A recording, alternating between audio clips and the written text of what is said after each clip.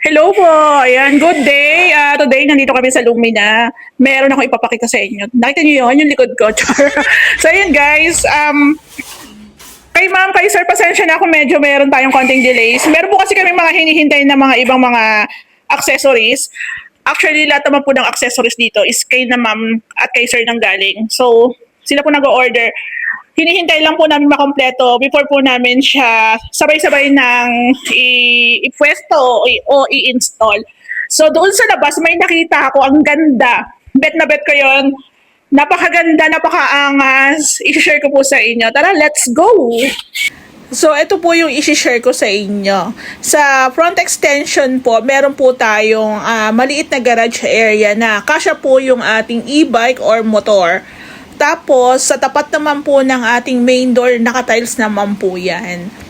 So, nung mga nakaraang buwan, ito po yung naging instruction sa amin ni ma'am na dito po sa part na to is lupa lang siya, tapos hindi na po isisemento. So, ito po, dinagdagan po namin yan ng lupa kasi medyo mababa.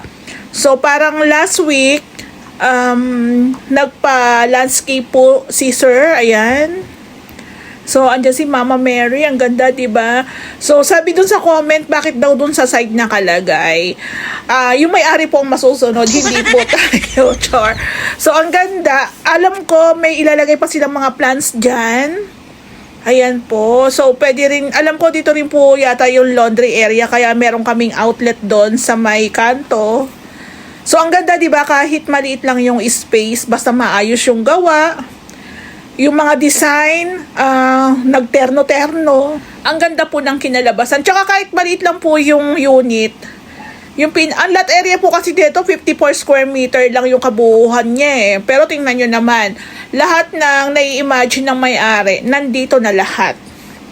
So, doon po, meron tayong kwarto doon.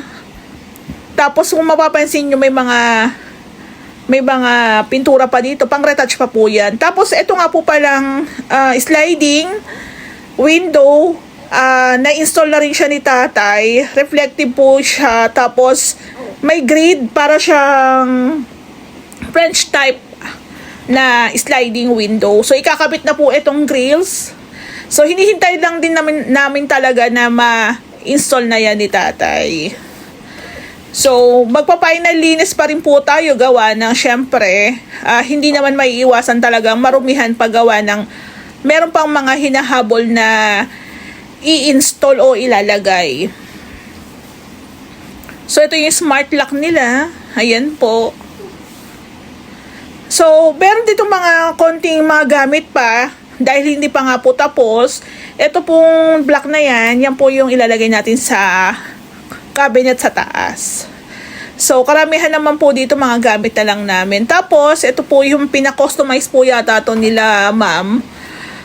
Maganda to yung kanilang sofa bed. Parang sofa bed po to kasi nakita ko to nilatag eh. So, ayan. Ang ganda, diba? Kahit maliit lang talaga yung space, pwede kayong magpa-customize. Wag lang din talaga masyadong bulky o malaki. Para alam niyo yon, lahat ng gusto niyo mailagay diyan, then hindi magkakaroon ng conflict pagdating sa mga sukat o laki ng mga appliances, furnitures, 'di ba? So halos kompleto naman na po yung ating TV console, okay na 'yan. Meron din sa mga pina-install dito sa bahay, may mga CCTV. So dito po sa may dining area, nagpalagay din po sila ng mirror. Ayan.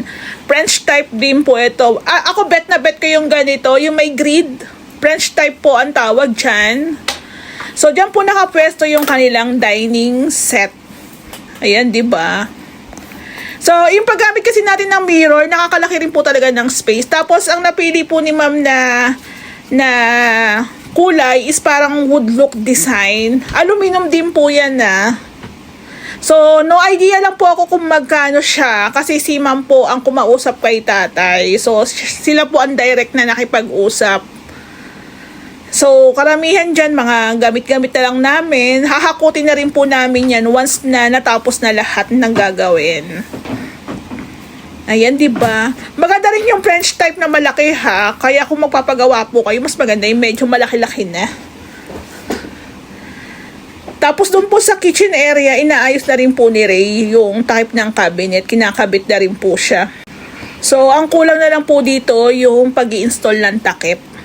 So, may mga small materials pa na hindi pa namin na ito total. So, dito po sa room sa baba, okay naman na yan, malinis na.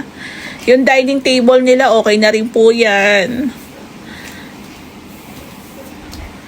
So, ganun lang ang renovation.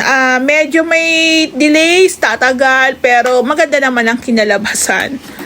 So, dito sa bathroom natin, ayan, okay na rin po ito. Yung gripo na lang po, tsaka yung outlet, ang ikakabit po dito. Kompleto na rin po yan. Napakaganda rin po ng design nila dito kasi pati po yung mga accessories, bumagay din po talaga. So, nagpalagay din po sila ng glass partition. So, yung ating laboratory na pangmayaman, ayan o, diba? Pero advice ko lang po sa inyo, pag bibili po kayo ng mga gripo, double check nyo po talaga kasi tulad nito kaila ma'am, kulang po siya ng parts kaya hindi po siya nagamit. So, bumili po sila ulit. So, malinis naman na yan. Kaso parang sa 2 weeks po atang lumipas, naalikabuhan na naman siya. Tsaka parang nagpa-install din dito si sir ng mga cameras. CCTV pala. Medyo may mga kalat-kalat. So, wawalisan na lang po natin yan. So, ito yung monitor room. Okay na rin po yan. So, internet na lang ang kulang dito. So, pwede naman lang magpakabit niyan si sir para pag lumipat sila, kompleto na rin siya. So, yung iba, lalikabukan, lang po yan punasan. Ayan, meron tayong CCTV. Ito po yung room nila. Okay na rin po ito. So, guys, pag natapos po ito, isi-share ko po sa inyo kung magkano po inabot. Kasi, yung iba naman pong mga materials, halos ako po yung nag-asikaso. Tapos, si Laman po ang bumili ng mga accessories. May idea naman na ako kung magkano yon kahit paano. Lalo na yung iba kasing mga binili nila is medyo may brand din talaga. So, ito po yung cabinet na ang kulang na lang po dito is yung pinaka handles. Tsaka yung sabitan po ng mga hangers. Ayan. So, ako advice ko sa inyo talaga, instead na bumili kayo ng mga Durabox, ng mga di-assemble na mga cabinets, aparador, mas maganda pong magpa-customize na lang po kayo ng mga built-in cabinets kasi mas maganda siya. Nakapix na po siya. So, may mga hinihintay na lang po tayong mga switch. Yung mga switch and outlets po kasi sila ma'am din po talaga ang bumili niyan. So, sila po ang nag-order. Waiting na lang din po kami para ma-final na rin po talaga na lahat ng mga accessories is na-install na.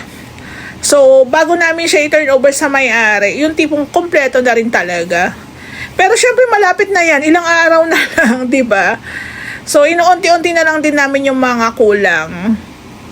So, magkakaroon pa rin po tayo ng mga final vlog dito. So, makakakuha pa tayo ng mga ilang video, tsaka pictures. Ang ganda-ganda, diba? Pang mayaman.